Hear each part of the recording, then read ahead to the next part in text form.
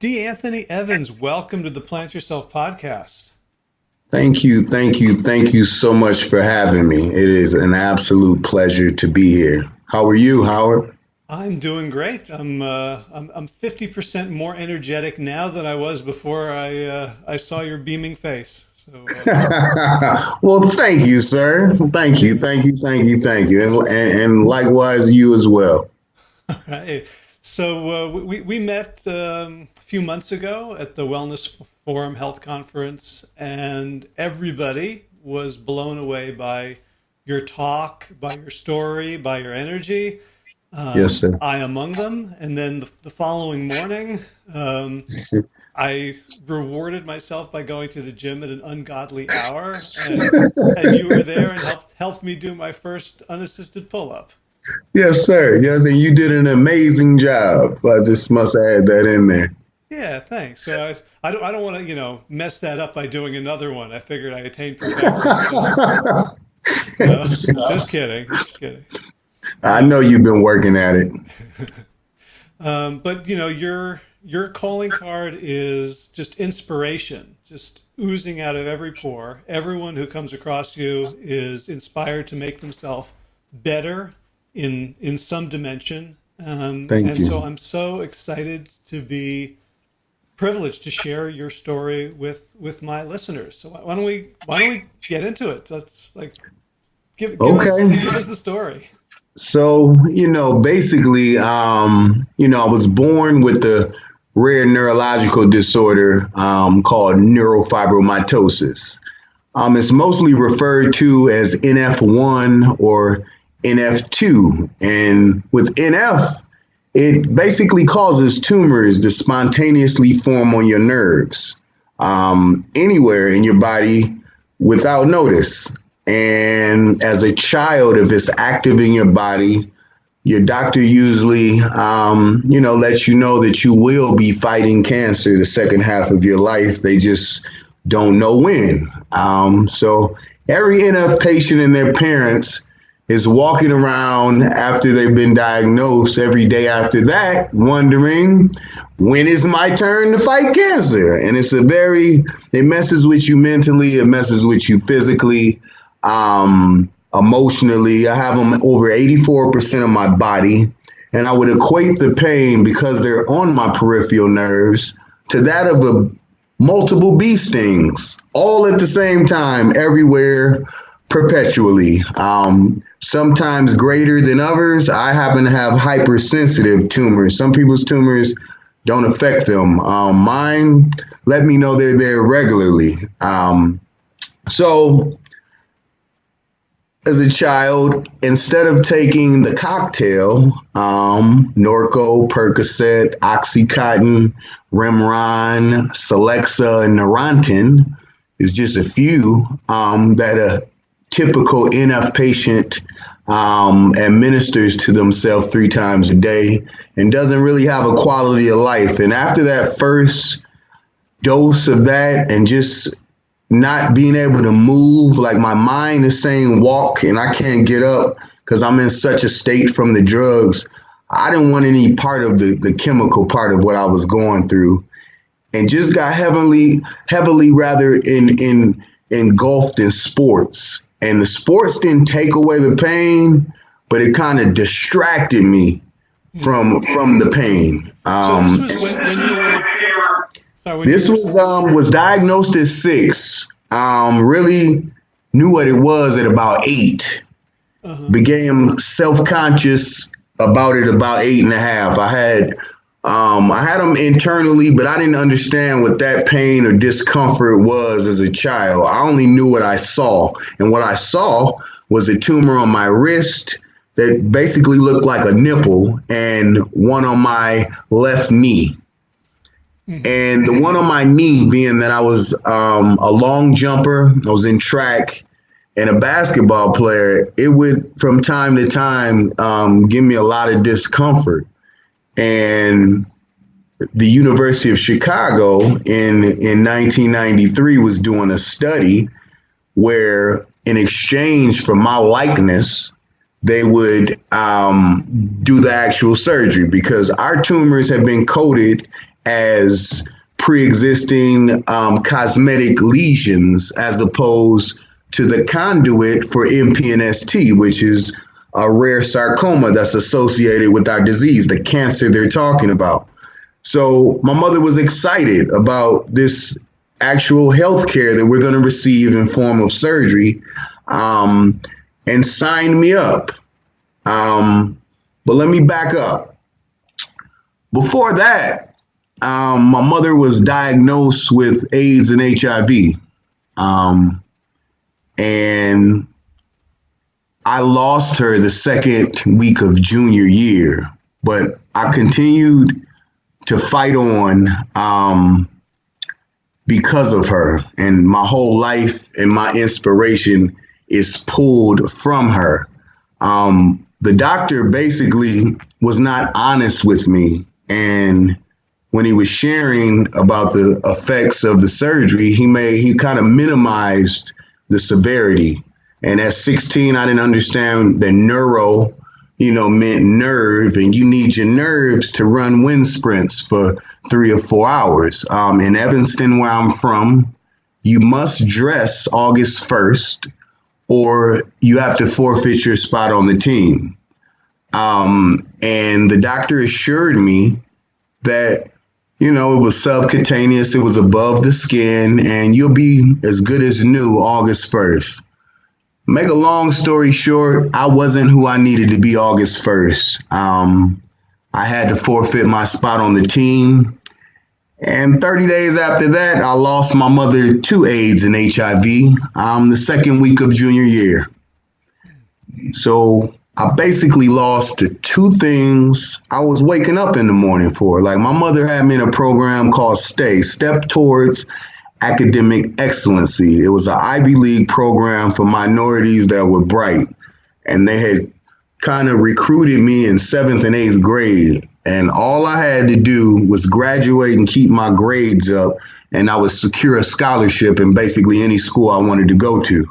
So this was my mission, and really what my mother programmed in me to get us out of our impoverished situation. In reflection, that's how I see it. So I couldn't hang out after school. I had to be home before the street lights came on. My whole life, my ears still aren't pierced. My whole life was dedicated to this woman and basketball and making her smile and just I just saw her cry too many nights, and we just come from nothing. And I was on this mission to do something for my mother. And when she died, it was like, as a child, you have structure, you know right from wrong. Even if you don't want to hear it, you have somebody that's holding you accountable. And when she died, I got mad at her. I got mad at God. I was just angry because I didn't understand how I did everything I was asked to do. Everything I was asked to do. And then I'm left here by myself, not knowing what to do or who to trust or who to listen to. The woman I trusted told me she was sick 6 months before she passed. And it wasn't because she was being dishonest. She thought it was too much for me and felt that I needed to focus on education. And I agree with her to a certain extent, but it had the opposite effect. Like, I gave up on life. The day she died, the pain was so intense that I didn't want to move forward. So that turned into a destructive downward spiral. So it sounds like your reality looked like two completely different things. Just as I'm listening to it, it sounds so confusing that on the one hand, you've got this potentially deadly disease that's going to lead to cancer. On the other hand, it's a cosmetic thing that they can take care of easily. On the one hand, your mother is this vibrant driving force in your life, and then the next day you find out that she's extremely vulnerable and frail. Yes, she told me when Magic came out, I never forget, it was 6 o'clock news, and she was crying in the living room. And so much that I heard her from my bedroom. And I walked out there, what are you crying about, Mom? And Magic is on TV, like professing to the world that he has AIDS. And she said, I have it too. And I remember her not letting me drink out of her pop cans or not letting me eat off with her silverware. I didn't put two and two together. I thought she was stingy and selfish, to be honest with you. She would not let me eat after her. And I thought it was the weirdest thing for several years. But that night, I was like, wow. And then pieces just started materializing in my mind. But yeah, it was a bunch of emotions. It was a bunch of things going on. I had positive and negative and positive and negative. And I folded. I folded as a 16-year-old AIDS orphan. I had a father, but he chose substance abuse over asking me, did I have anywhere to live? He came to our funeral, and, if I came to my son's mother's funeral and I knew she was the primary caregiver, I'd ask, you have somewhere to stay? Who are you going to live with? And he told me it was good to see me, and he left. And I'm cool with that. But what I'm getting at is that I was alone. I had my grandmother, I had aunts, but I was angry, and they were trying to parent me. And my parent just died. And so I pushed them away.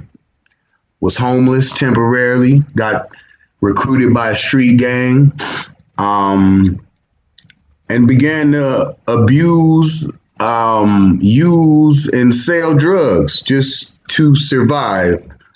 And not necessarily because nobody loved me or I didn't have anywhere to go. I mean, my godfather was a reverend of our church. Like, I didn't want to be preached to either in this time. Like, I just wanted to be left alone.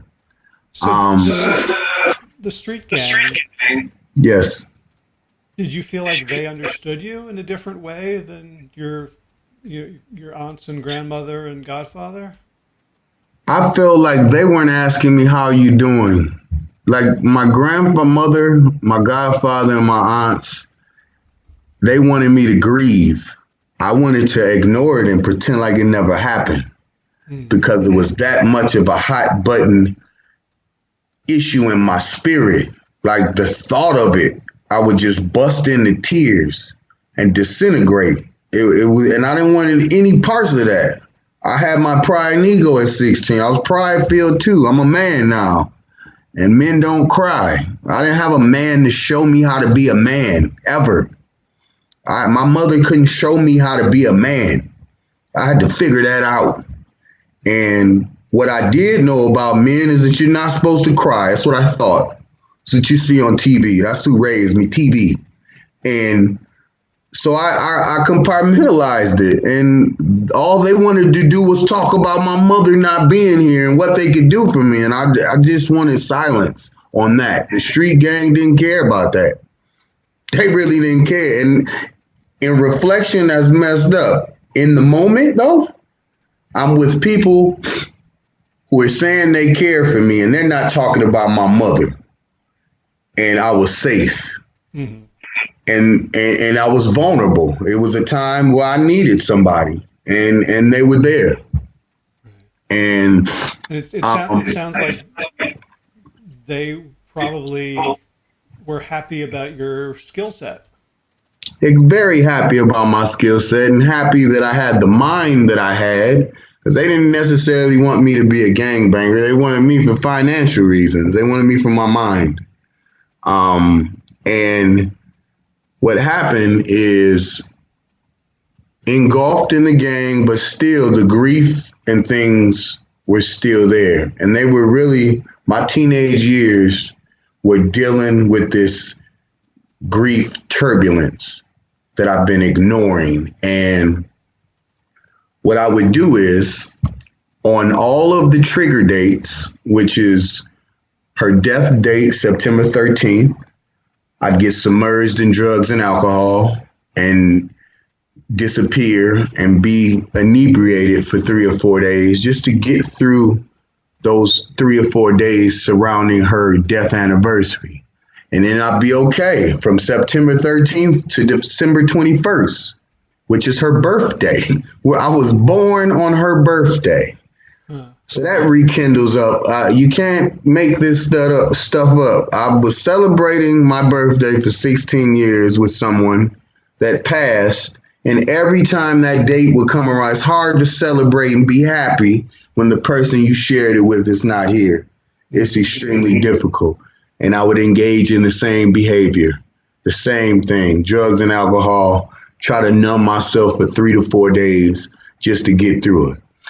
And then I'd be good until I got to June, Mother's Day, or July, June or July, whichever Mother's Day is in, and I fall apart again. And if you look at that, they're spaced out just enough where I get like 3 or 4 months of peace and serenity, and then I fall apart. They're perfectly triangulated in a triangle where I could not really get in front of the year. When I get my stuff together, fall apart, get it together again, fall apart, get it together. And I was on, this wasn't a spiral. This is what I call the Bermuda Triangle, because it was just a triangle of death. So much so that in my 7th year of that type of therapy, I woke up strapped to a board in Alexian Brothers Behavioral Health Center.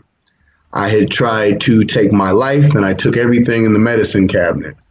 I don't really remember the act. I don't even remember before that. I just remember the charcoal taste in my mouth for them making me vomit the pills up. And I remember, being very agitated that I couldn't move my arms. And as bad as this sounds, this is really what changed my life for the better, because there was a doctor in there. And these type of doctors, they see, substance abuse individuals and see this story on its surface so much. I mean, those facilities are usually like a revolving door. And you get sober and then they sign you out. This particular doctor, and I know it's because I came in there combative, but he said, Mr. Evans, I want you to, participate in group. And I'm telling him, I'm fine. I don't know what happened, but I know what you guys said happened. I'm okay. I'm fine. I just want to go home. And could you please let me out of the restraints? I said it nicely the first time. He said, Mr. Evans, you're not really in a position to go home. I really want you to give group a shot. And I said a couple expletives at him because now I'm getting frustrated because I'm knowing now that they're not going to let me off of this board that's restrained. And in my third expletive, he said, look, I'm going to make it very clear and very simple for you. You're going to participate in group, or you're basically going to be here indefinitely. And I say that because the two prerequisites that I need to take power of attorney over you is that you came in here combative, trying to harm my staff, so you're a harm to others, and you tried to kill yourself. And those are the two things that I need, to call my judge friend to take custody of you, and you will be here indefinitely. That really riled me up. Instead of that scaring me, I said some more expletives, and he told them to take him to his room. They took me to my room, and I wasn't able to leave. He wasn't lying.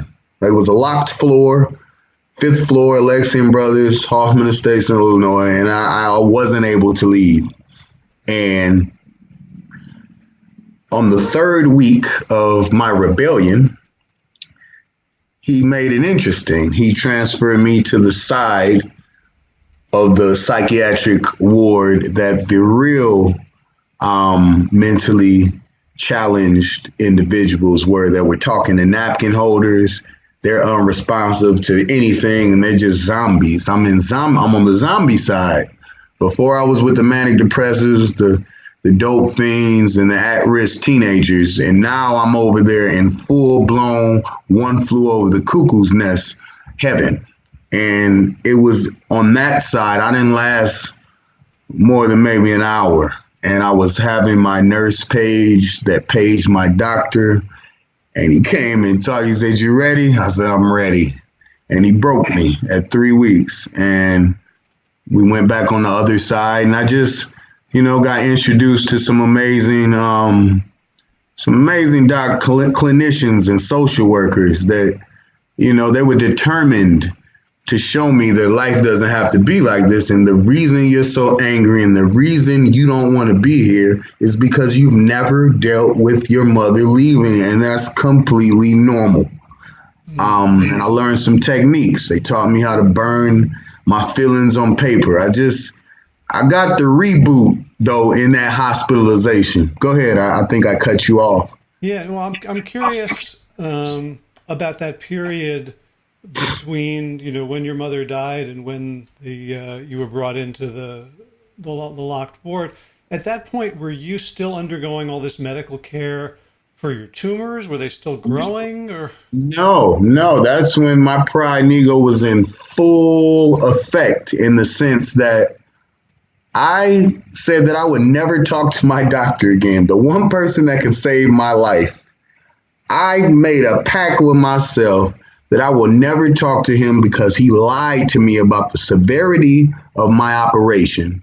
And had he been a little more forthcoming with the risk and that I was going to lose basketball, I wouldn't have done it. Because in my 16-year-old mind, I had told myself that had I still been able to compete, it would have distracted me and I'd have been able to lean on my team. And I'd have had my team. I'd have lost my mom, but I would have still had basketball. I didn't have to have that surgery. The rush to have the surgery is because we hadn't been covered my whole life, the 16 years, and my mom saw the study. So that's what the rush to surgery was, that somebody finally wants to do an operation on you after I've been asking your entire life. So I was just angry. So, but during this time, were the tumors still growing? Yeah, they were still doing what they do, and I'm ignoring them like a dumb man. And they're hurting all the time. They're hurting all the time. I was an avid marijuana smoker as well, cannabis smoker. And in retrospect, I know that helped, but that's not even why I was smoking before. But with everything I know now, it absolutely all makes sense, because I was heavily cannabis induced in that time. And I know now that cannabis does help my tumors receptors with pain. Like, that's a proven fact. And I didn't know that then, though. And this is the only thing that I can equate as the reason why I was able to not. I didn't go see him for 18 years, Howard. 18. How stupid am I? 18 years. Because I was upset that I felt he lied to me. So yeah, the tumors were still growing, but I was still pretending that it was the pink elephant in the room. It was the dumbest thing I've ever done, to be completely honest with you. In retrospect, I was stupid. So during that time, did you stay with the gang the whole time, or did you have sort of career aspirations? Did you end up going back to school or thinking about future? No, even with the gang. So I still graduated high school on the dean's list. I made up 2 years of work at my house with the pregnancy tutors. Like, with the girls that get pregnant, they send the tutor home with you and you do your work at home. My dean, because I was that student, I had worked this hard with my mom, and the whole school was around this program for gifted minorities. So they came to me like, "You're going to throw all this away? You worked since 7th grade for this, D." I passed, but it wasn't with the high marks. Like, the scholarship stuff was out, but I passed and made up 2.5 years worth of work my senior year in like 7 months. and made the dean's list, walked the stage at graduation and everything after dropping out the second week of junior year. Um, After that, went to even when I was recruited, I did a year and a half, 2 years at Columbia. I tried. I just couldn't stay focused. Columbia University in New York? No, Columbia Music and University and Arts and Music University in Chicago. Okay. Because I have a background in music as well, and You didn't know that? No. Yeah, I'm a poet. I paint pictures with words, Howard. You want to hear something? Sure. All right. And it's fitting in the sense that this is a coping mechanism that I used when my mother died. It's painful, but bear with me. Tears fill up my eyes when I sit and reminisce. I miss my mother's hugs and I miss my mother's kiss. I often find myself cuddled up with her pictures. My peers don't understand because my peers don't really miss her. Why'd you have to leave me, mommy? Why'd you have to go? Why am I left alone? Mommy, why before I'm grown? I feel like popping pills or getting a gun and ending this. Or maybe ending it all like Biggie Smalls and slitting my wrists. See, I don't give a care and I'm often asking why. Why'd you have to leave me? Mommy, why'd you have to die? That's why I blaze my reefer. Cause there's no more Mother's Day for me, bruh. She died. Gone, left me on this planet. Feeling weaker, only 16, my world crushed. Imagine seeing a machine pump life into your mom's lungs, her time's done. Counted the drops of IV flow to her arm, yelling, why me? It busted my heart. It broke inside me, so I locked myself up in my crib. Revolver, one bullet, cock squeezed and spin. 3 clicks, I didn't win, I'm still here. Felt that my peers didn't grasp the depth of my speech. Only the ones with family resting in peace ingested my grief. While live is how I thought daily. Is God shady? Does he hate me? How'd he let Cherie leave a baby? And that's kind of what I learned when when I was hospitalized. It's like, write it down, D, write it down. And that's a song that I was never able to finish. But when those trigger dates would come, post my hospitalization, I sit here and recite this and just cry and just deal with it and try to be still in the storm, not even knowing that's what I was doing. But yeah, the Columbia, I'm heavily into music. Is my thing, and that turned into promoting concerts and young artist promotion at clubs and things like that. And started a company called Global 360 where we brokered airtime for Clear Channel and CBS, giving young businesses and small businesses an opportunity to be on cable through geo-targeting. I have found my niche. One of my mentors, Morris Butch Stewart, had taught me how to make jingles at like 12 through this program at my junior high. So I was pretty crafty at that, and I just took what he taught me, coupled with what I already knew, and linked up with the right business partners, and we were able to put people on cable television that an account exec would quote you for the nation instead of the people that would patronize your business, and there's a huge market for that. They don't really show you how to market to who's going to patronize you. They show you how to buy marketing for the whole world when the whole world is not coming to your small town to get an oil change. And I found a niche in that market. But that's what I was doing. Gotcha. So, I mean, it looks like, like this is some weird science fiction movie where you split in two. Yes. Right? I mean, I'm just saying, like that beautiful poem you just recited was both, I heard so much about I'm a victim, and yet the way you used it was to reclaim your agency. It's like I'm and this kid who's self-destructing massively, and at the same time as a person who's like a really sharp, go-getting entrepreneur. Like, Yes. I feel like I'm having interviews with two completely different interviews with two completely different people. You are, and that was supposed to be my secret. No, but yeah.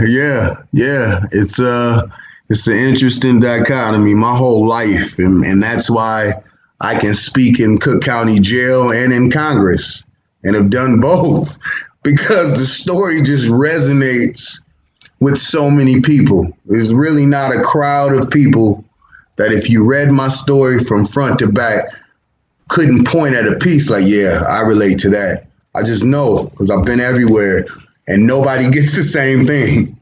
Right. Nobody gets the same thing ever. Yeah. Well, it's like, we're all like waiting to be born, and we're like ordering, little bits of it. I'd like this experience and this experience. And you're like, shit, I'll take it all. Right. Like, whoa, D. There's like, no, There's a lot. Just fill it up. Yeah. Hey, and before, I felt like a victim. I felt I was cursed. Why, God?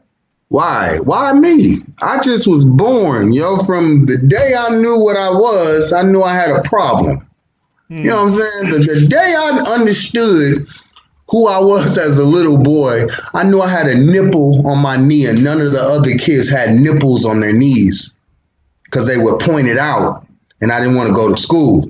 I'm talking about in nursery school, like when this type of trauma started. So what I'm saying that to say is that now, what was once a curse, from when I was I'm talking about when I was first able to understand anything, was I felt I was cursed. And my curse has turned into a blessing, in the sense that I believe that my God doesn't make mistakes. And if my God doesn't make mistakes, this was supposed to happen. And all of this happened to me because I'm the only one that can handle it with a smile, as my mother getting AIDS and HIV, but somehow standing in front of my high school for months with the megaphone, condoms, and HIV prevention literature. Like, what is in a person that's dying? No, they're dying. It's 1993. No, you're going to die because you have AIDS and everybody's dying. I mean, this is what's happening. But you're smiling and happy, like really happy, not fake happy, not pretend happy. Like, you're beaming. We're at church 3 times a week, and you're living life like you don't know that you got months to live. That's my motto, though, and no matter what happens or what I go through, I got to remember what I come from. And I come from that lady that did that. I haven't seen a woman on TV, in movies, in real life, that have been handed a death sentence, own it, and then try to save everybody else. I haven't met these people yet. So I don't look at it as it's something that happened to me. This was, for some reason, me and her were born for everybody else. And I've just accepted it. I've been running from it my entire life.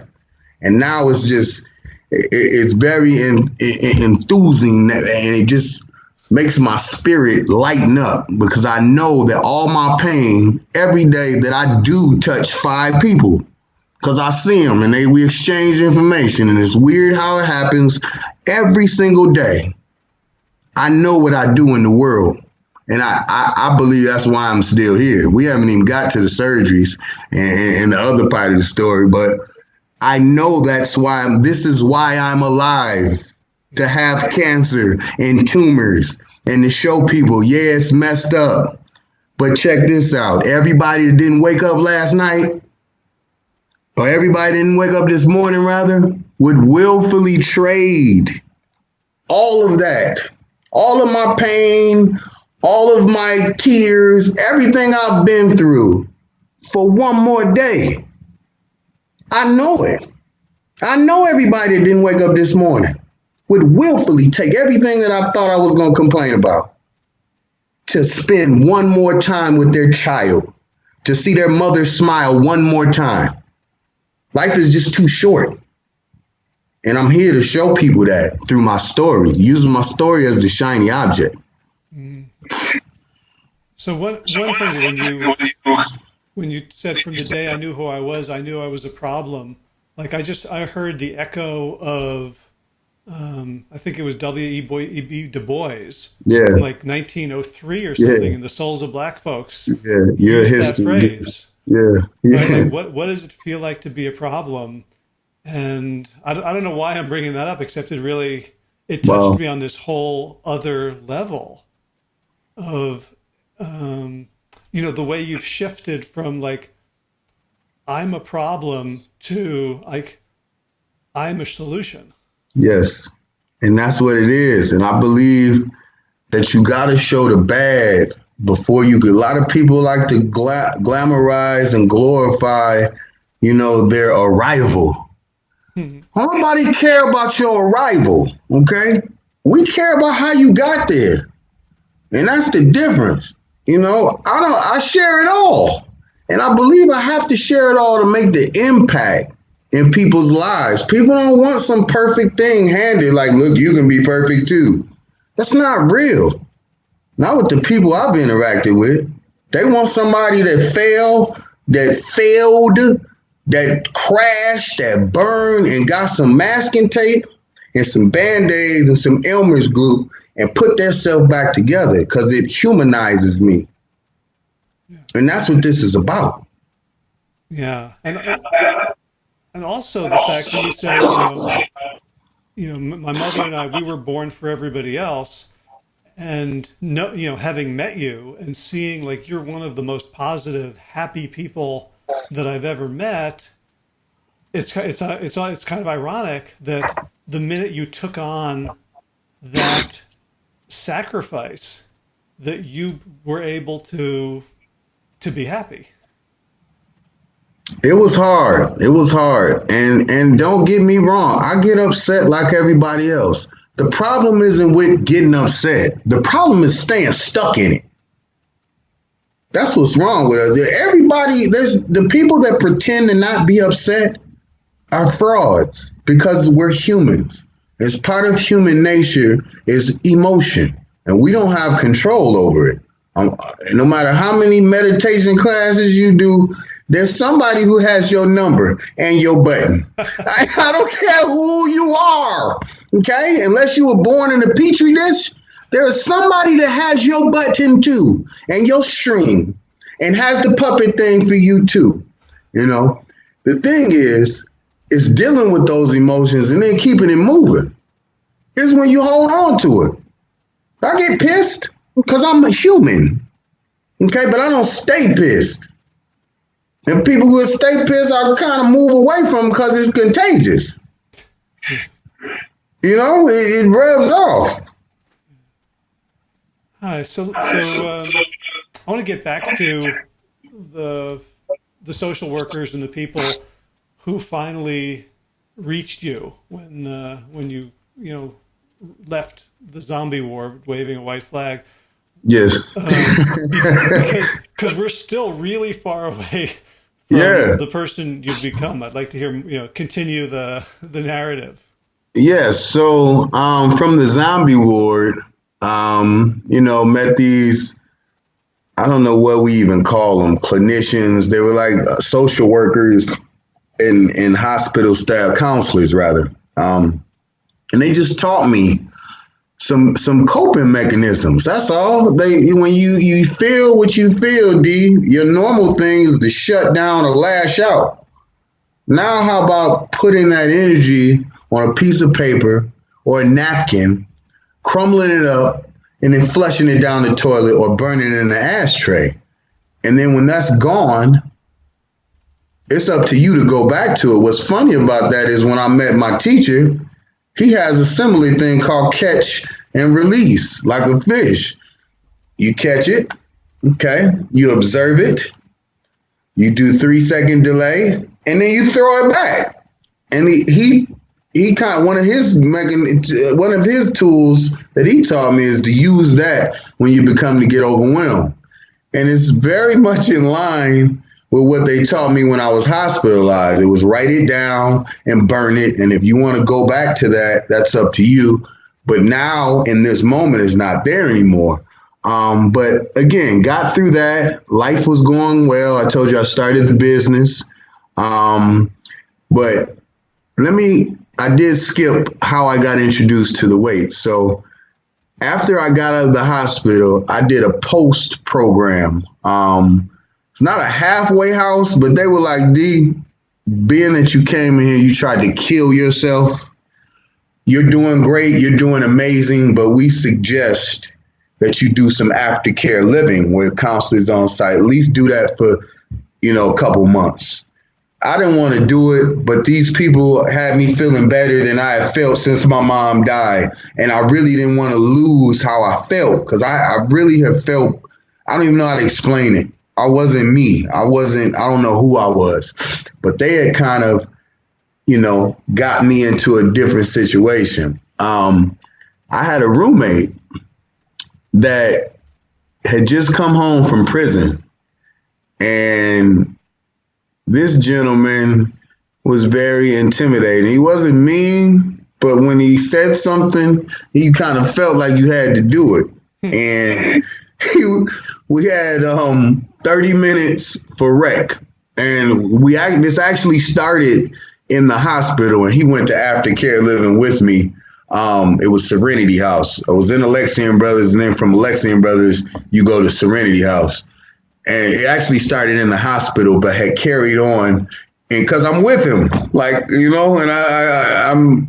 I'm intimidated, and he's an avid workout junkie, and, encouraged me to come downstairs with him.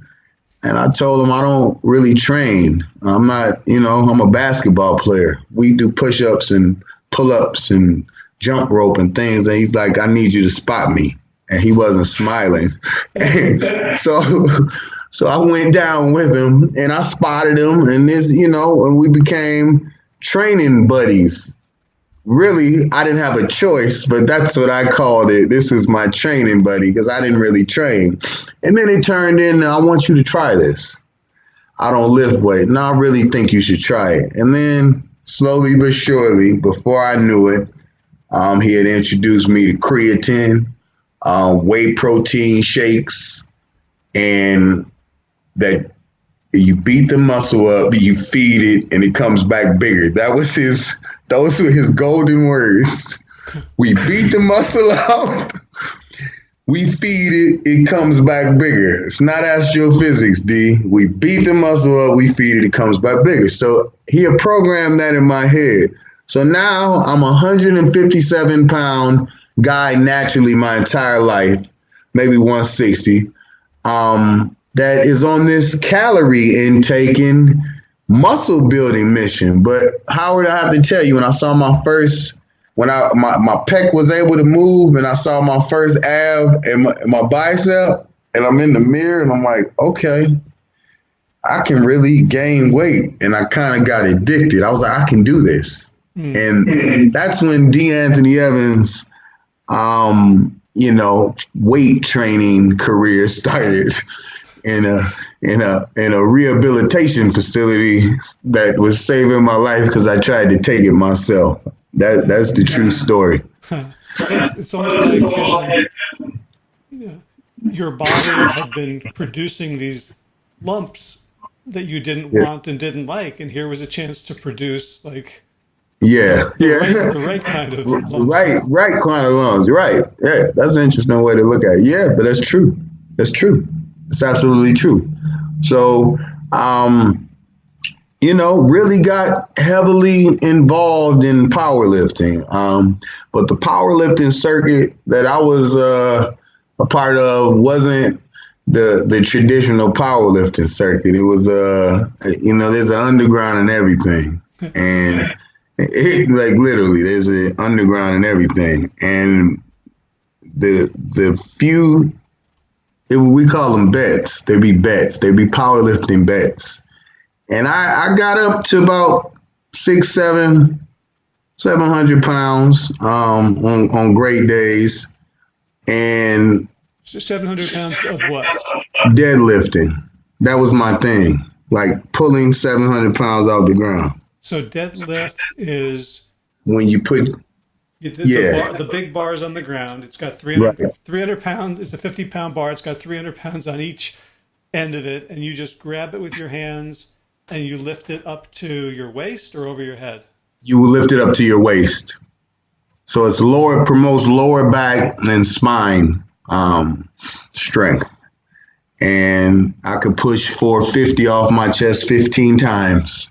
I got up to 315 pounds, a 44 in the waist. And I was not a very happy guy, but I was happy with my strength. But as I'm drinking these powders and eating these large quantities of meat, my tumors did go crazy though. You know, in reflection, they did. They were everywhere. But in my ignorance, I didn't attribute any of that to what I'm consuming. I really, because as I knew it, I'm eating the nutritious thing to eat that promotes optimal health. That's what it said on the package. It said promotes optimal health. And you can look like this guy on this package if you keep drinking this 3 times a day, forever. And I was dumb and don't come from a muscle background, and I believed them. It's really as simple as that. And these powders and the meats were promoting lots of things growing. Exactly. I mean, when you do 10,000 calories a day, 40 pounds of chicken breast a month, and drink whey and casein shakes, you know, whenever you can get them down your throat. And don't get me wrong, I'm doing this and I am getting stronger. So in my mind, there is a benefit. But where I call myself out is I noticed that my stomach was getting bigger too. I'm doing all this training and the cardio's not knocking off this pregnancy I have going too. You know, like it just wasn't, it was growing too. Like I'm getting bigger, but I have a huge stomach. And I didn't get it. And I didn't know who to ask. I hadn't talked to that guy. I don't know if that guy was still alive. They really taught me this. And I was big, so I looked like I couldn't ask anybody. It's probably an ego, though. I'm like, I'm 315 pounds. What, I'm going to start asking advice now when I'm a monster? It was me, brother, is what I'm getting at. But that lifestyle, I can say with a clear conscience, contributed to what happened to me via the tumors and the cancer. I am convinced, I know for a fact, the acidity created by that lifestyle of that whole stomach was basically a gumbo pot of months and years of chicken and dairy. I mean, and you put dairy and chicken in something that can't breathe. I was trying to think of something that's big enough, a surgical glove. And it's going to blow up, a balloon. Eventually, the gas is going to blow up. Like, these are facts. I do demonstrations on them with meat and dairy and things that can't breathe. And guess what? That methane gas leaves one way or another. Mm-hmm. So yes. When you were doing your powerlifting, I don't know much about the life except that people who do it seriously very often compete in, like, really, really skimpy bathing suits. They skimpy bathing suits and they don't get paid any money. Mm-hmm. The guys, were you doing that while you had these lumps on your head and your body? Did you? Was that weird? Because, like, you know, for me, like looking at bodybuilding, it feels like there's a lot of, I don't want to say vanity, but just real. No, it is. No, if you're asking me, did I have one of those leotards on? No. Uh-huh. No, I didn't have the unitard on. No, I never did that. I'm the crazy dude that did it in fatigues and boots. Okay. And they always thought I was weird because I had to be weird, Howard. I wore winter clothes in the summer because for that reason, I didn't want anybody to see me. I wore a do-rag over my head and people thought I was trying to be tough or a thug. And really, I was trying to hide the tumors that were piercing through the hair that I had not cut since I was 16 because I've been hiding tumors since I was 16. Mm. But we had got to the point where none of my antics were working. Like you could see, and if I sat a certain way, they poke out my shirt. And to be honest, I felt like I was headed to death because I couldn't hide it anymore. So something had to give. I've been hiding this from everybody I know my entire life. Yeah. So this is a personal question that you should feel free to ignore, but I'm wondering about, your intimate relationships. Like if you're trying to hide your body and your essence, did that get in the way? Was there? And see, that's the thing. And I haven't been with a whole lot of women just because of that, early on. Just like I still feel like people are grossed out by me. My wife tells me, didn't nobody see it, you're fine, I want you to be a model. But in my head, Howard, I still feel like I infringe on people's sight sometimes. And my effort is to make Tumors cool. And then sometimes I get looks, from people that it does bother me. But I'm not really doing this for me anymore. That it would have been enough to stop, but I'm not doing it for me. I'm doing it for everybody that used to think like I think, that won't come outside or won't go swimming. I got to continue to be strong through that. But yeah, always self-conscious, still self-conscious. I just love my tumors now, and loving them is the name of the game, but that doesn't mean everybody else has to, and I understand that too. So it's a little weird space I'm in, but hey, I'm owning Tumor Boy today. Mm-hmm. And all right, so the cancers were the tumors were coming back. You'd had this message in your head ever since you were very young that you were prone to this cancer. Did you feel like okay, this is it now? I did, and to be perfectly honest with you, when I took deep breaths, I could feel something pressing on my lungs, and I ignored that. That's something that should have you schedule a doctor's appointment, and I wouldn't. The tumor that's depicted in all of the photos, I remember when I was taking deep breaths, lifting. After you do what I do with all that weight, this is usually how you end up. And it's a lot of deep breath. And I could feel something back then. That's why I know when they say they think that it's been there for 4, 5, 6 years, that it's healthy, I believe them. Because I remember in 07, in 06, feeling something. I was at my biggest then. And I still ignored it. But it was January 2012, and was in Minneapolis, meeting with one of my very close friends that's a venture capitalist, and we were working on doing an old kind of branding an old project that I did. I did the Be Seen Being Green college tour that kind of promoted plants and sustainability. Go figure this, Howard. I did. This is how God and karma works. So in 2010, I did the biggest sustainability concert that, the pop community had ever done. Nobody's really, this is when they were talking stuff about cilantro and whatever that company was. It just wasn't a time for green. Okay. But I had this wild idea that we could do a sustainability based concert because sustainability departments in every college get no love from anybody. Nobody even knows they exist.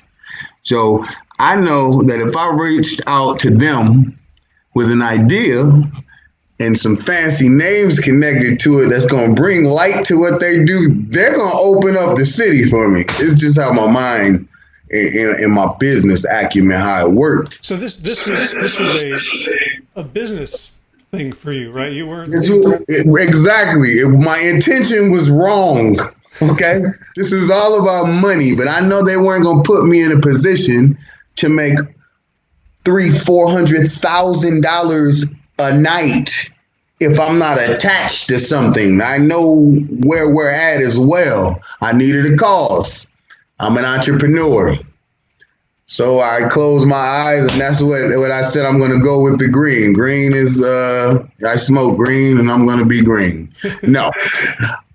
And, I got some family members. I'm not one that tries to do everything. Like, I'm going to get who's strong in the different suits, and we'll move as a team. And that's what I did. I can't say that I facilitated everything. I got my sister to do it. And then I got my brother-in-law to do some other things. But it was my idea. I got all the investors. I implemented everything. And they did the work. Like, I was kind of CEO, man. I bring people together that are strong in what they do. And then we move energy. That's just how I've always been. And in a nutshell, we sold out 4,000 seats at the James L. Knight Center you can Google it, in Miami. And we did the first Be Seen, Being Green college music tour, partnered with the University of Miami. The city of Coral Gables designated April 16th as Be Seen. We got Be Seen, Being Green Day. And then my partners embezzled the money, embezzled some money, Howard, via receipts and things. So we had an amazing turnout, had 18 cities, prospective cities we're looking at, to duplicate this 18 more times, and we didn't get out of Miami before they start stealing. I mean, this is my family. That's why I'm telling the truth. All of that is the truth. And it broke my heart. And we cut the money up, and I just couldn't move forward with these people.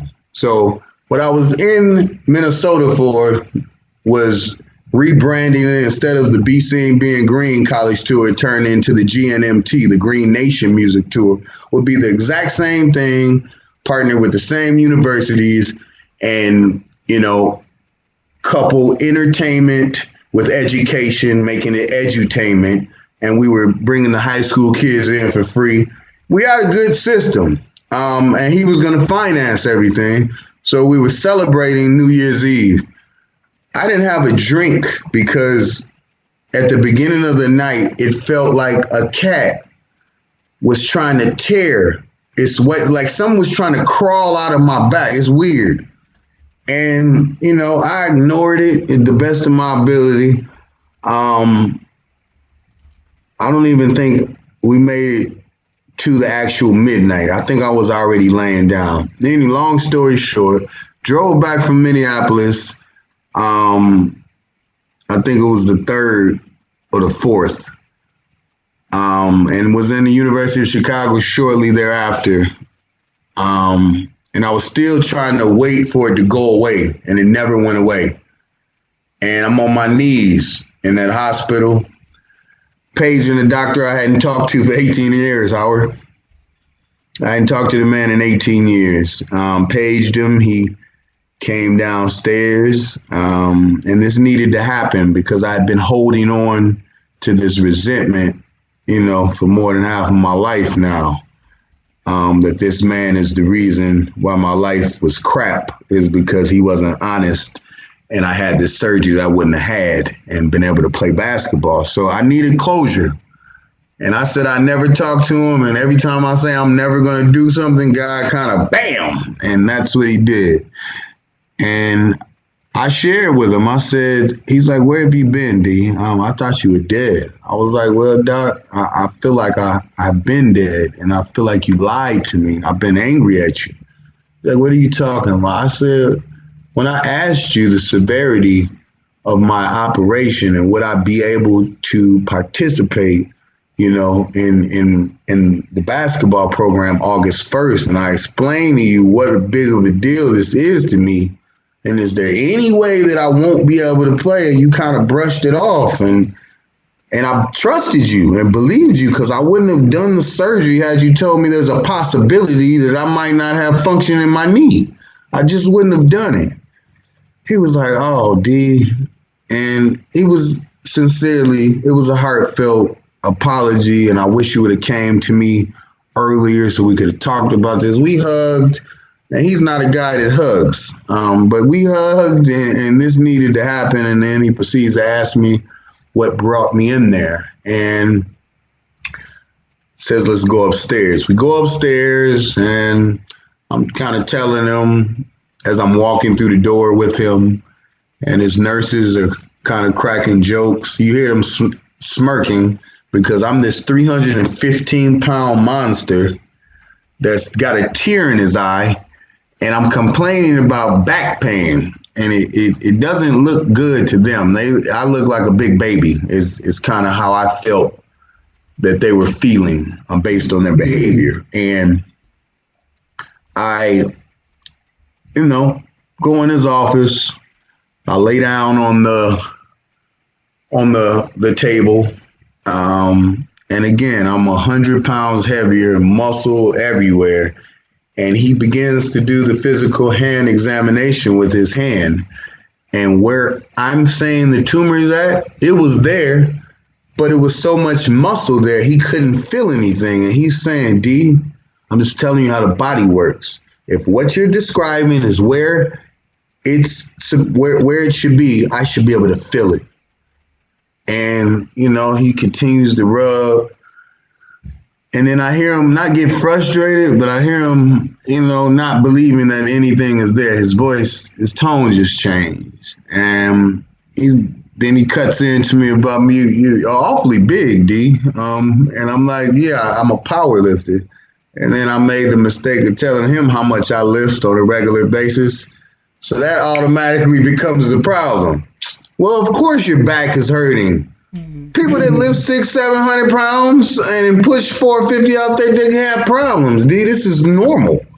And he reaches for his prescription pad, and now you're gonna give me muscle relaxers and pain relievers. And I kind of made it clear in my tone that, Doc, this is different. Like, I know my body. Something is not right. This is not muscle. This is something else. It's not from weights. He's like, D, trust me, you're not. And he's, again, like this surgery before, he's telling me, trust me. And I'm like, Doc, no, there's something in my back. And I didn't threaten him. I wasn't threatening, but I'm kind of made him know that I wasn't really leaving the hospital until we figured out something, because I don't think I have another day. Like, this is how bad the pain is. And not because he believed me, but to shut me up, he sent me down for slides. And I go down, and as I'm leaving out of the office, now the chuckles are louder. And Mr. Muscle Man's complaining, all those muscles, blah, blah, blah, blah, blah, blah, blah, blah, blah, blah. And I walked out with my head down. I mean, what can I say to him? It didn't feel good, but I took it, went downstairs. Now, Howard, you know that radiologists generally don't release slides unless they do a report. There's just not protocol to release X-rays or MRIs or anything without some type of documentation attached to it. My slides, however, they beat me upstairs. Okay? And when I got upstairs, it went from laugh at D to the nurses are quiet, desolate, and looking at their feet. And the energy's I could just feel something's not right. And his door opens. And he won't look at me. I'm like, here we go. He said, D, come in, please. I walked through the door. He sits me down. And the slide that presents itself has a very, very significant mass on it. It looked like a gerbil or a mouse or a hamster or something that was sitting flush on my spine. And he began to tell me that he didn't think it was operable because NF tubers are connected to sheaths. And the sheaths on small tumors look like veins. And the sheaths on tumors my side are kind of consistent with an umbilical cord. And being that it had been in there so long, it had wrapped itself around some of my vital organs. And he was basically saying that, the hospital doesn't generally do surgery because a patient wants them to do surgery. They do surgery based on success and reference. And there's nobody that has lived in a similar situation. So he was just telling me the worst case scenario. Like, we don't really operate when it's this bad, like it's gone too far. He said, but look, I'm going to talk to my peers and to my boss and to my team. And give me 24 hours. I can't make you any promises, but I'm going to do what I can.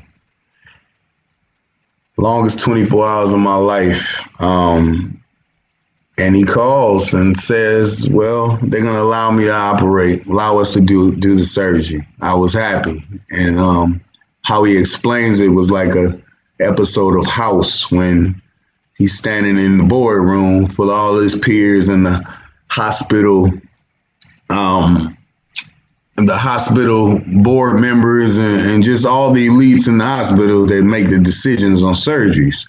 And he's saying that they're basically telling me that, if something happens to this young man, that this is your career, because we're telling you you're going to kill him.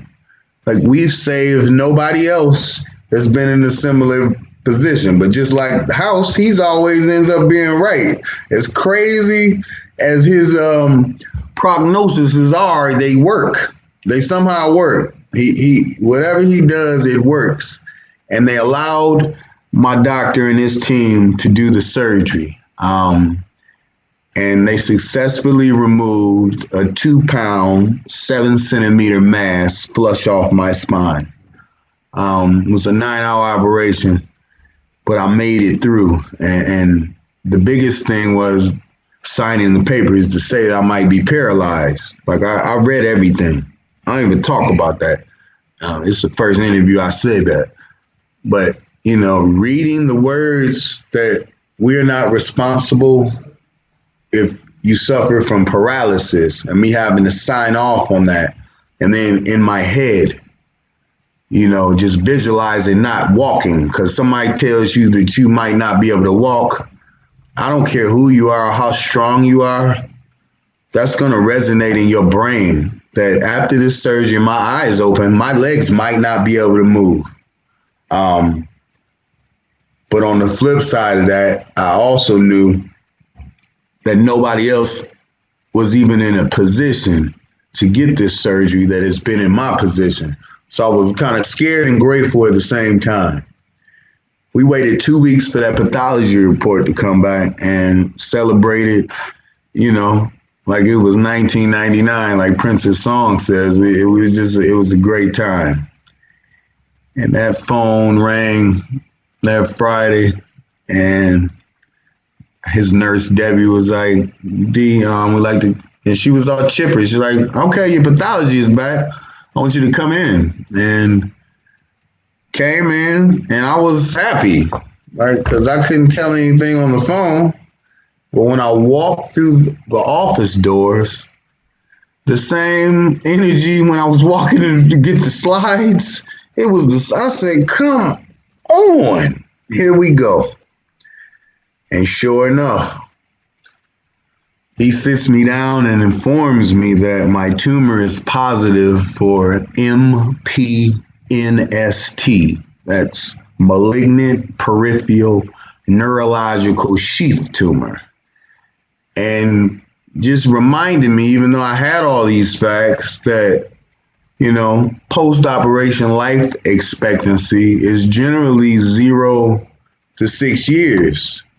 6 years, meaning that it was atypia, which means it was precancerous and hadn't completely converted. Or they caught it early. But 0 meaning it was 2 pounds and 7 centimeters. There's nobody on record that's had that much MPNST concentrated in their body, and there be a recourse for that. And, that did break me down, Howard. I gotta admit that. But like I told you earlier, it broke me down for a very small time because I was forced to tap into an energy that was greater than myself. And I tapped into my mother, And like I told you earlier, while this woman was dying, she was in front of my high school with the megaphone, condoms, and HIV prevention literature. And I just knew she was turning over in her grave, that I'm even thinking about quitting, thinking about giving up on life based on some statistics or what man said when before she died, I was in church 3 times a week. And I could feel her. Get it together, D. What you doing? And I told him, I said, look, Doc, I don't care what we have to do. Like, I'm not going to hospice, because he encouraged me to meet with the hospice counselor, and a doctor's job is to tell you everything. And he told me everything. That I probably wouldn't make it through June of that year. I need to get my affairs in order just in case. It just was stuff I don't want to hear, because unless you talk to God, like through text message or Facebook or a phone call, how do you know I'm going to die in June unless you kill me? I didn't verbalize that, but I wasn't ready to give up on life. And I told him, whatever we got to do, I'll sign whatever. But I got people counting on me, and I can't just get ready and prepare to die. Like, that's not an option. So I got what I asked for, Howard. I said, do anything you want and whatever you have to. And that turned into 7 back-to-back 9-hour operations from January to November, with over 225 tumors removed in that small amount of time. And the imperative there was nailed to go to save your life. Yeah, so being that nobody's really thrown $1 billion at NF or MPNST, because that's what it takes for 30 or 40 years of trials and studies, nobody's done that.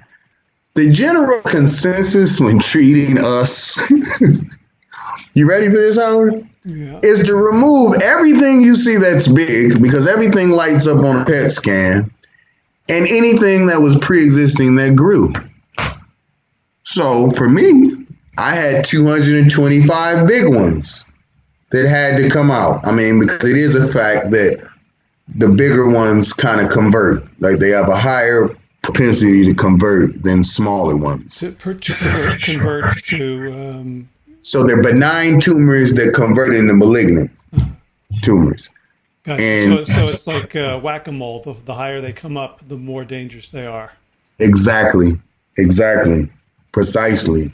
And so I had quite a few of the bigger ones. And man, from my head to my toe, Howard, they took those 225. Took one out of my thigh that was 2 pounds, but it wasn't malignant. And I'm just blessed to have been having gone through this experience, and because it's taught me about the body and how resilient it is. I know we hear this, but the body is absolutely amazing if you put the right things in it. Like, I heard people, the body will rebuild itself. I used to think those were just words, but I've had an experience, that's really changed my outlook on that statement. Yeah. So let's get to where you are now. You know, you have a teacher, you have a Buddhist Yes. practice, and we're not having this conversation because you're still guzzling whey and creatine No. and casein and chicken breast, right? No. So Right. where Right. let's So so this is how the transformation or the transition transpired. Um, I'm a lifetime fitness guy, and my teacher is a lifetime fitness guy as well. And when I got diagnosed, we had mutual friends that knew each other, but we didn't know each other. I knew of him and he knew of me, but we didn't know each other. And everybody's encouraging me, this guy could save you. But in the back of my head, I knew this was also the vegan guy, the plant guy, and I was still in meathead mode. And I said, man, the day I talk to this guy, I'm going to look like Carl Lewis. I'm going to lose everything. And this is what I was thinking about, Howard, instead of staying alive. I'm still in my pride and ego. I'm thinking about how much weight I'm going to lose and how I'm going to look in the mirror instead of, I need to listen to everything this guy says because he possibly can save my life. That's how sick I was, how sick we can be as men. I still want to worry about this. And I dodged him for a few months. He likes to say years, but it was a few months. And he found me in his cafe and tapped me on the shoulder. I was actually hiding from him because he was supposed to be at my gym and I was supposed to be at his, but he stayed at his gym because I think somebody told him, I think he's avoiding you. And I'll never forget that day. He tapped me on the shoulder and he said, Mr. Evans, do you want my help? Because I'm not going to chase you. I don't chase people to help them. And I said, yes. And he said, write your address down and your phone number, and I'll be there Sunday with 21 plant-based meals. And the name of this gentleman is Master Vegan Chef David Choi, who is responsible for several high-profile individual chefs training that has in turn made a lot of famous people live the way they live today. Notably, Oprah. I'm not going to say what I usually say. The 1990s version of Oprah was Dave. Phil Jackson, the Zen master, was Dave influenced. Luke Longley, when he came to the Chicago Bulls, was a very big guy. Kind of got introduced to Dave. He had a 13-pack. We don't even know how that was possible for a center.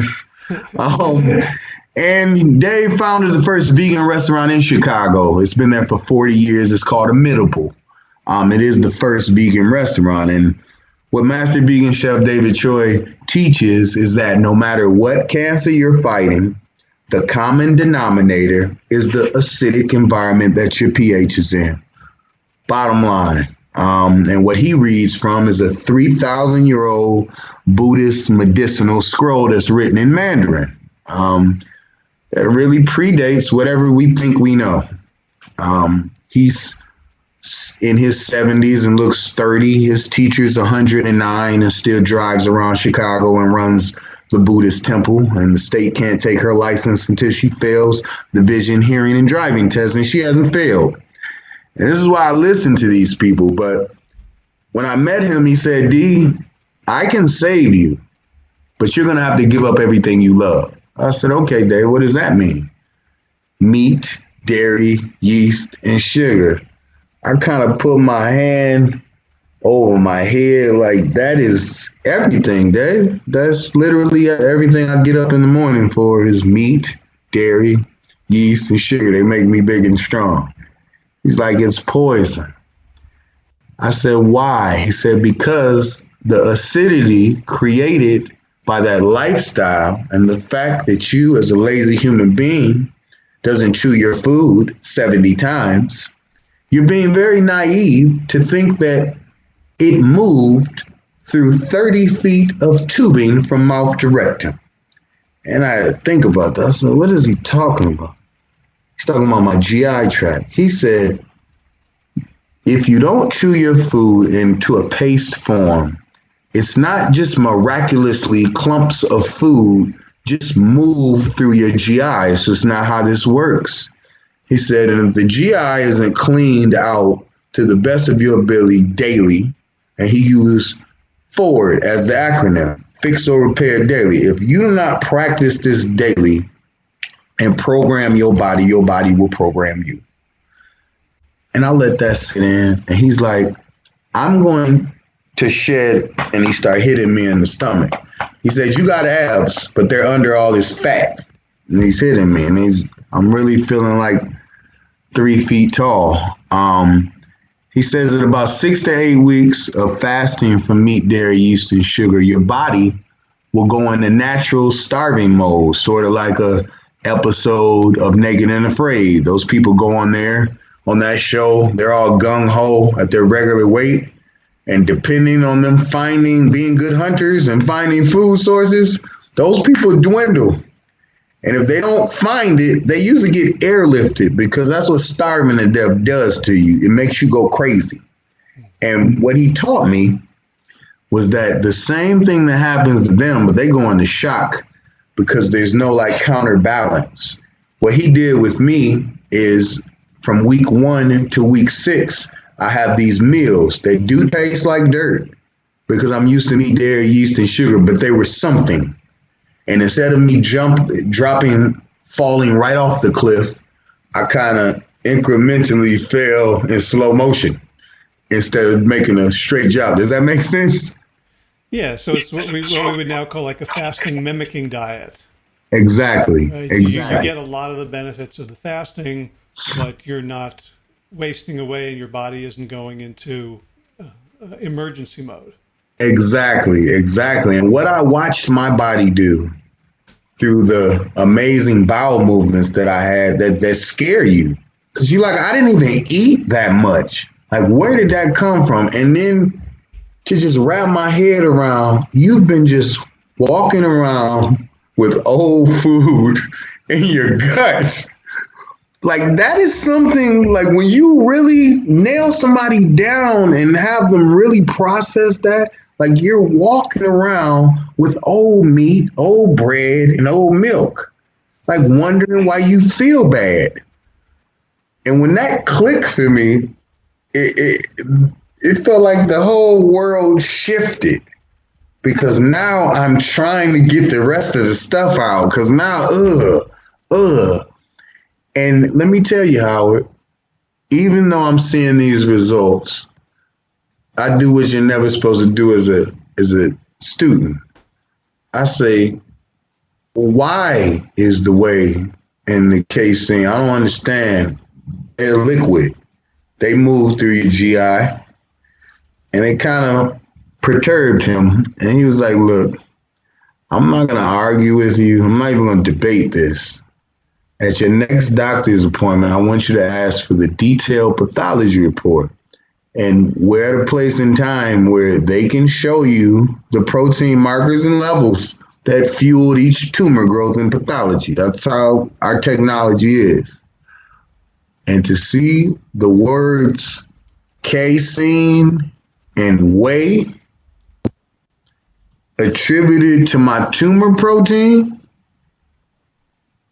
it kind of shook me up more than I've ever been shooken before, in the sense that it was verification that my lifestyle behavior, nobody else, me drinking powdered meat 3 times a day for 17 years is the reason I'm in the predicament I'm in. It was so eye-opening, Howard. It really woke me. I'm thinking, like, all this stuff that you've done for muscles, and you were slowly killing yourself, like literally killing myself. It's very powerful. And that no one ever told you this, so that you have this congenital condition or condition from very, very young that I guess our society assumes progresses the way it did in you. And all of a sudden, you're like an N of one saying that it doesn't have to be this way. Right, right. It doesn't have to be this way. But and that's why I know this is my mission. It's just sharing this information and using my extreme story to keep and captivate your attention. I mean, because this information is not new, though. That's the disturbing thing. This is not astrophysics, Howard, and this isn't a new revelation, but it's been so easy for society to ignore things. But we're at a point, I resigned from my position in the American Cancer Society, but I served for 4 years as a lobbyist using my story as the shiny object to pass legislation in DC. But in that journey, I just been privy to some numbers that the rest of us aren't privy to. And the trajectory for colorectal cancer in America is 75% of this country will have some form in 2020 by 2025. That is disturbing to me, and that's not that far away. We are in trouble. We're in a crisis. And I know part of me being here is that I made the decision.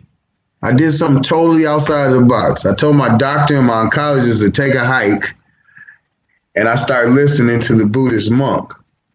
But that's what it is on the surface. At the end of the day, I got some information that I've personally seen impact and reverse lives, or reverse situations. Like personally, it's been 6 years of this. I've come across hundreds and thousands of people in my 6-year journey that have implemented these things and had monumental success. But I'm not a doctor, and I can't really be out here saying all that. Specifically, I share information as a cancer patient. I share my journey and what helped me. That's about where I'm at and how I have to talk. But I know this is why I'm here, because we're dying and we're sick more than ever. So what's your daily protocol now? I know you work out a lot more than the average person, and you credit that with keeping you going. Take us through like a day in your life now. A typical day in the life of D. Anthony Evans is I have an amazing wife that kind of, she's a consultant, does her other business, but she's also taken me on as a business partner in the sense that all I have to do is train, get on my mentor calls, have surgeries, and speak. And she handles all the business, which has alleviated a lot of the emotional burden. So my days are dedicated to getting up at 3:30 in the morning, meditating, making some posts, clearing out I like to call it clearing out my chest, to make room for new junk, if you will. We collect junk every day, whether we like it or not. Then I'm at the gym from anywhere from 3 to 6 hours regularly. And then I'll come home, do a cannabis treatment to let my nerves ease. Because what people don't understand, when you have NF and you don't take their drugs, literally all day, because I walk on them, I sit on them. If I lay down, I lay on them. It's like just having needles. Like every time you get comfortable, something to make you move, which is cool. That's better than not being here.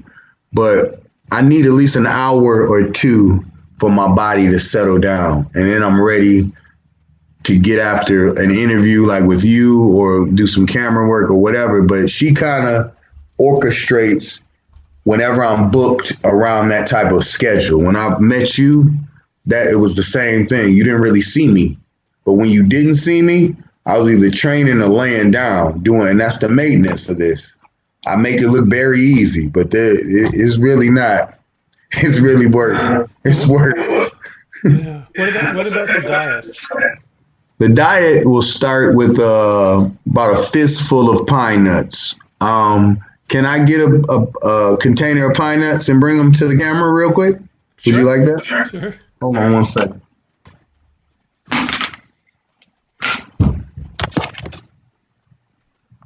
That's a large container.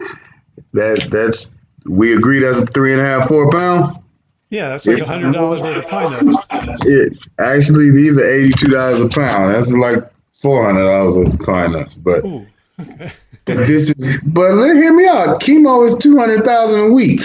We have to have our priorities in order. But what this allows me to do is have the mass that I have and the strength that I have. Calorically, this is equivalent. Calorically, this is equivalent to 14 filet mignons, minus the butt and the cheeks and the other things you get from eating 14 filet mignons every day. And what he taught me is that, you hear about the body can only process so much protein, la, la, la, la, la. And that's true. But when they're making these blanket statements, they're referring to one protein. Then that's not all protein. That's meat protein. Meat protein doesn't burn. Like it sits. It's fat. It burns like a candle. So things sit with all that acidity in them, they're going to have adverse effects. My pine nuts, however, they burn like a firecracker. I'm going to be hungry after I eat all of this. It's still going to make me hungry. And will be out of my body in the stool in no less than 8 hours. Every day for the last 6 years. Like, this ain't year 1. This is year 6. And as crazy as people, like, you're going to eat nuts for the rest of your life. Yeah. I'm not going to change anything. Like, you don't get to your 6th year, start changing things when nobody else in your situation is here. Right. Other people. I just want to make sure that the people who are listening to this understand, because everyone wants a shortcut. Right. And, and I do too, right? So, the point here is not that D. Anthony says everybody should eat a fistful of pine nuts. No, right? Not at all. Right. Not at all. The point is that if you, attain to be an optimal athlete with big muscles, the only way to gain weight or, build your body is through nuts, in my opinion, because I can only go off what I've used. It's just an alternate protein, and it's as simple as boiling them, blending them, and serving yourself as opposed to buying dried, add water, and stir at the store. It's really most people buy convenience. This is kind of manual, but it's the same thing, just this is healthier.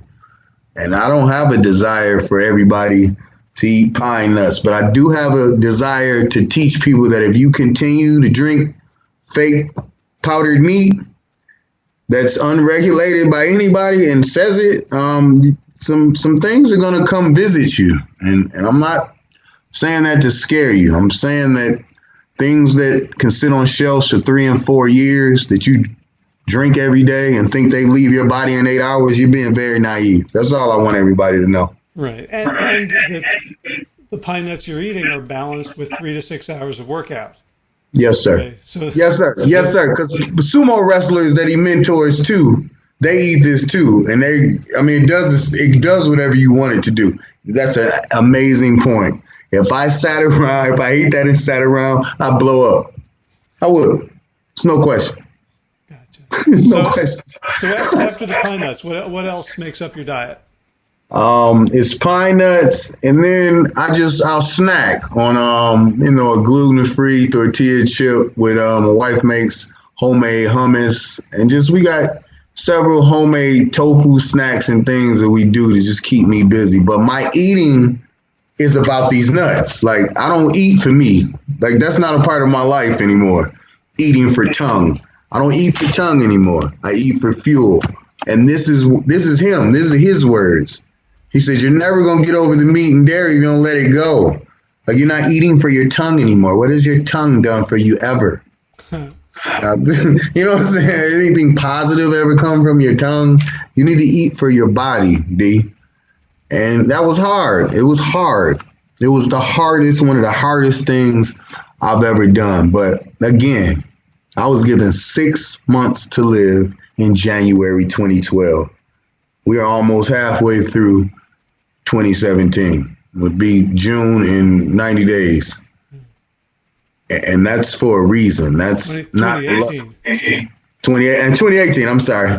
I'm reminiscing. You got an extra year right there. Yeah. So you now, I saw you at the Wellness Forum conference. You're involved with the plant-based community, and yet a lot of the plant-based ethos is kind of against what you're saying. Like it's all about the plant-based tongue, right? Ooh, look how delicious we can make this. How do you navigate that? You know, everybody has their journey, and the people with the ethos and the plant-based can put their life next to mine. And then you see how you want to look and feel, and we all here for different reasons. I'm here so my body performs in line with that of the professional athletes that regular my advice. And I need to be the brand. So I can't be encouraging those $100 million people to do things, and then I'm not doing them myself. Like they clearly get it, because I'm just D. I'm not a doctor, but my phone's ringing. So for folks who are listening who want to gain the benefit of your guidance and wisdom, yes, sir. What do you? I mean, do you have to be a 100 millionaire to work with you, or no?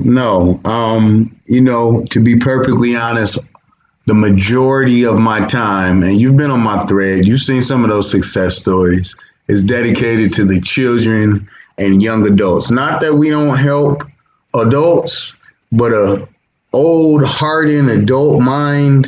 You know, I'm not trying to convince anybody to do anything.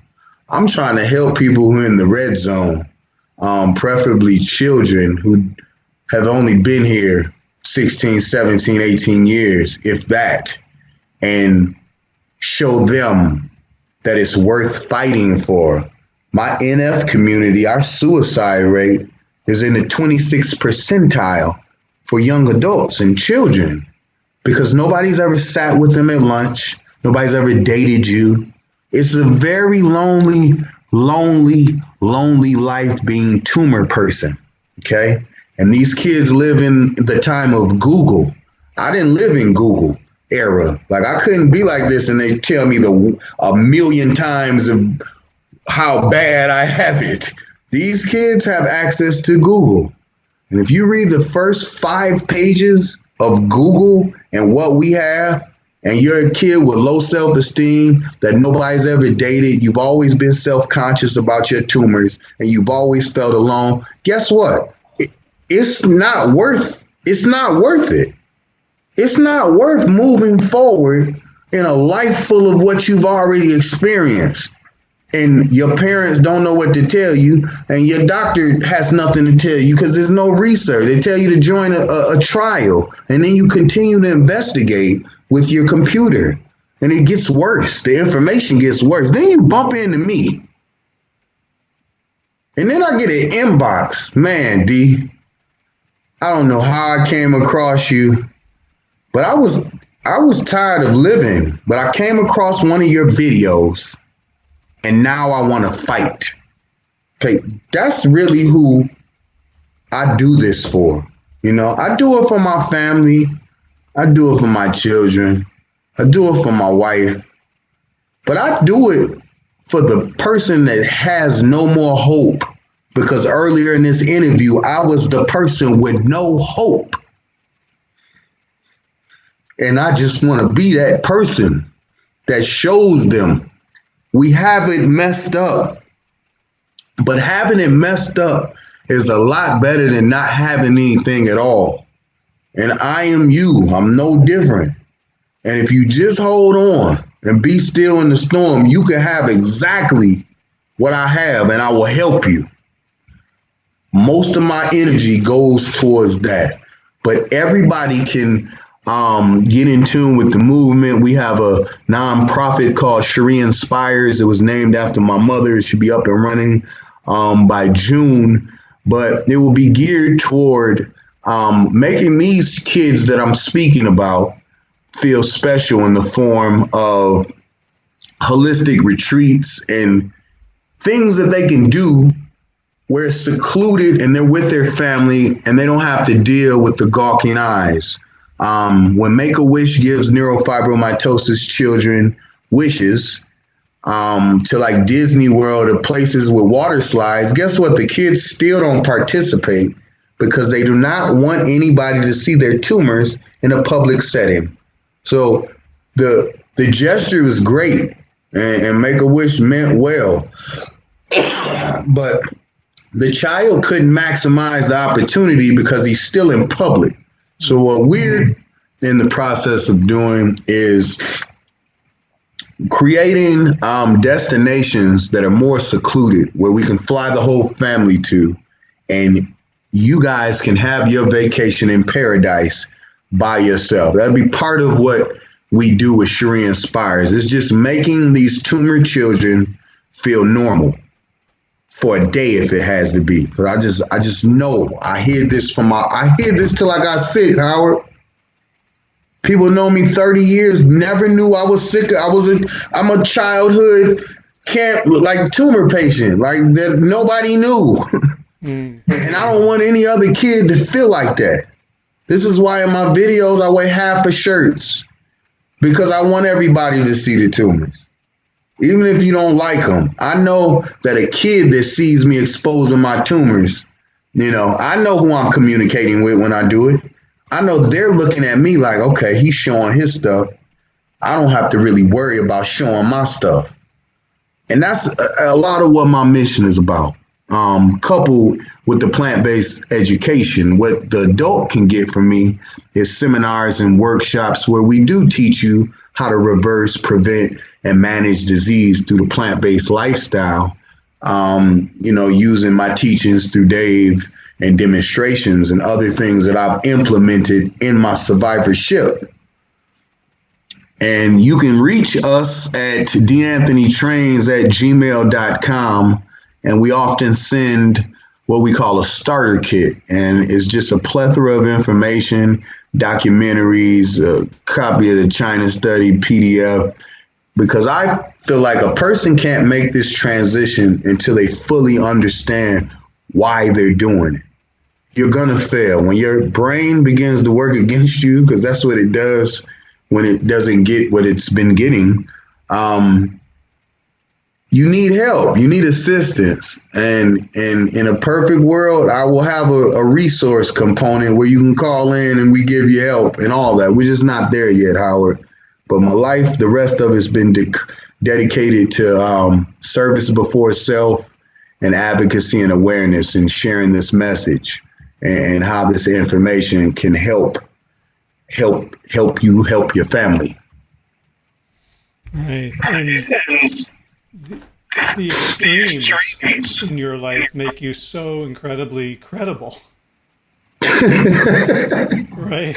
So someone listening to this is thinking, well, I had kind of a rough childhood. I says, well, D has me beat there.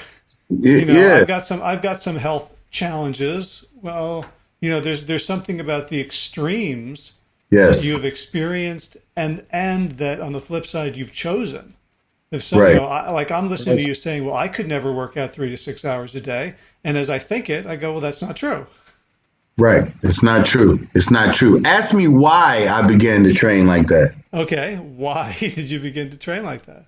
Well, when the doctor looks you in your face and says, look, we'll probably be doing 1 to 3 operations until you die, because this is just the nature of where you're at. When you hear that you'll be having 1 to 3 surgeries every year until your possible death, it does something to your spirit. If you're any type of, I can't say a real person, but if you're a person that really has the fight, you should know you're going to have to do your part, because the body is not designed for its heartbeat to be brought close to death, it be cut and then revived. Like just Faber, it's just going to quit on you. So in my mind, I began, and this is my post today, and Dave encourages this, move from just being strong to an endurance athlete and tried to mimic what my body would go through rigor wise during the course of a 9-hour operation. I haven't got up to training 9 hours though, Howard. The 6 is the most. But the whole reason that I built this endurance up is so my body is in line with that of a professional athlete from my head to my toe when they're cutting me, so I can come back. And people thought I was crazy, but I've snapped back from every operation and trained in between every single one of them when I shouldn't have been able to. So it's like your sport is 9-hour operations. Yes, and that's why we call it training to live. Like, I don't work out. I train to live. When you work out, you can do that when you feel like it. You can take a day off. You can rest. My psyche is, if I don't train, I'm going to die. It's a very different mindset.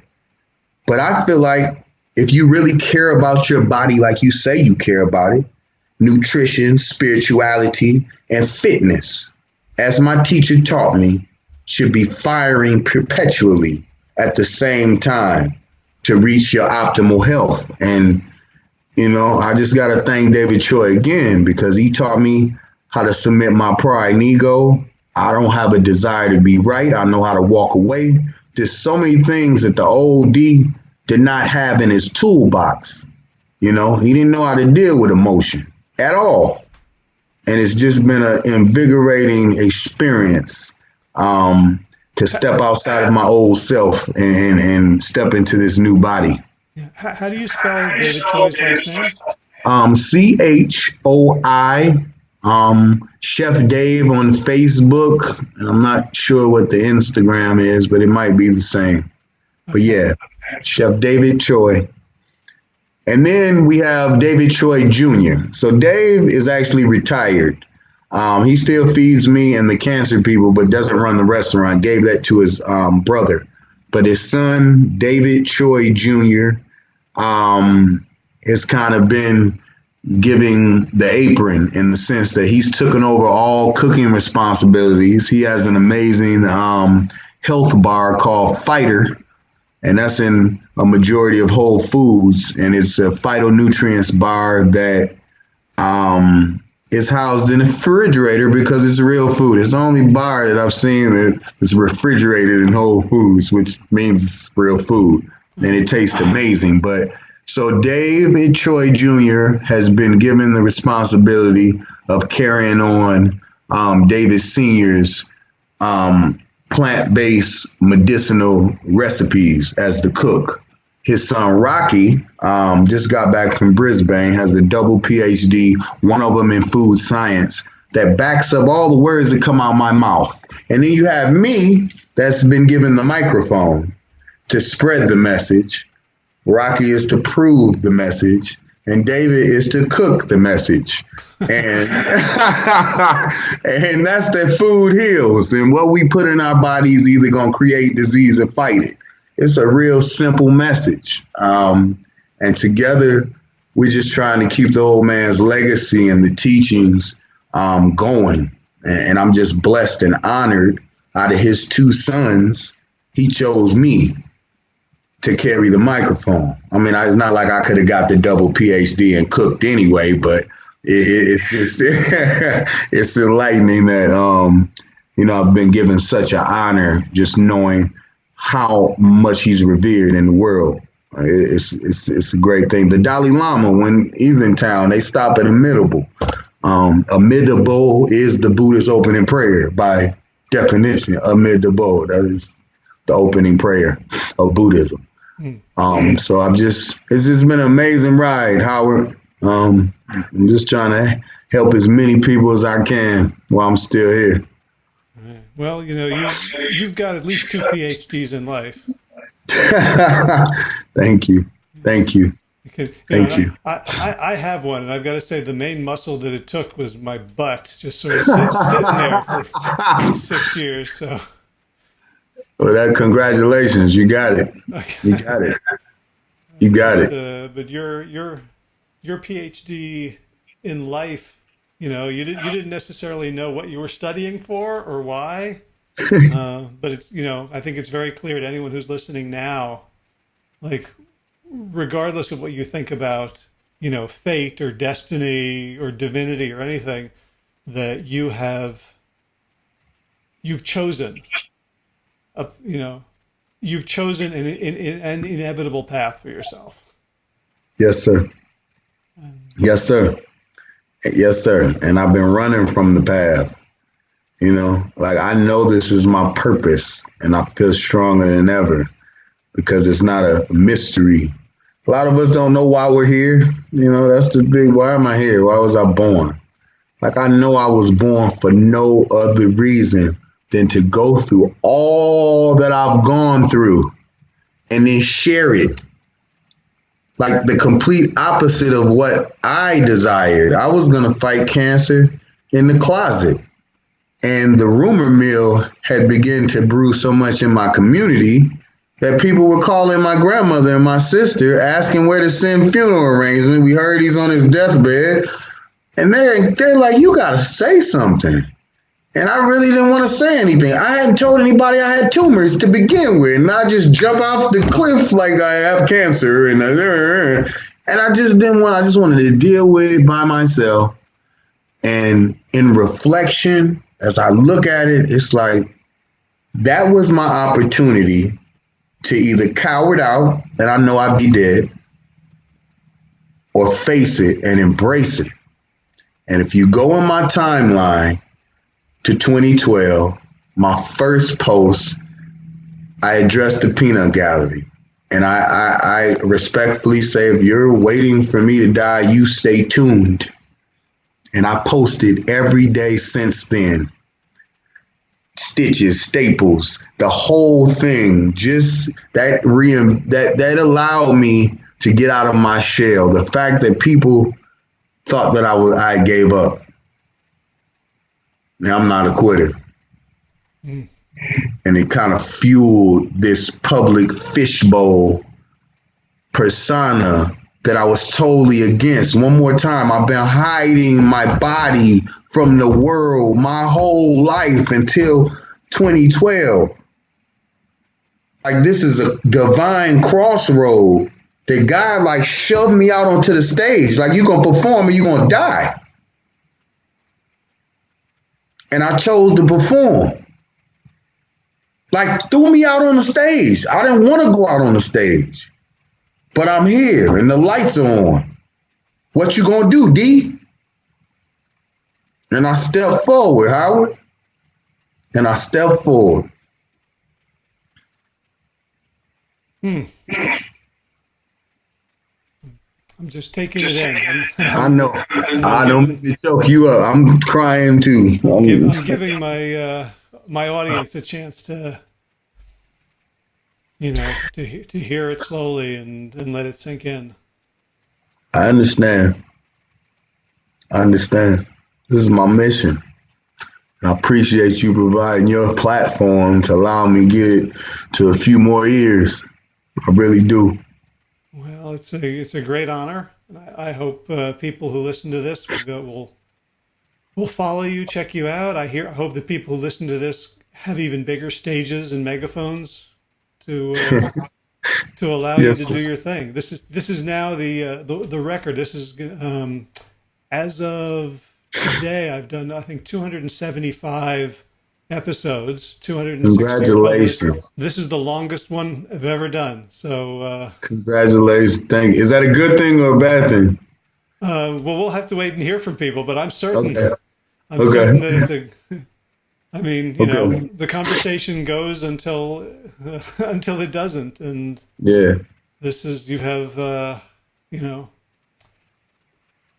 with most people we deal with the story, the prelude, and they get in a few minutes, and then we talk a lot about your prelude was so rich and has something for everyone.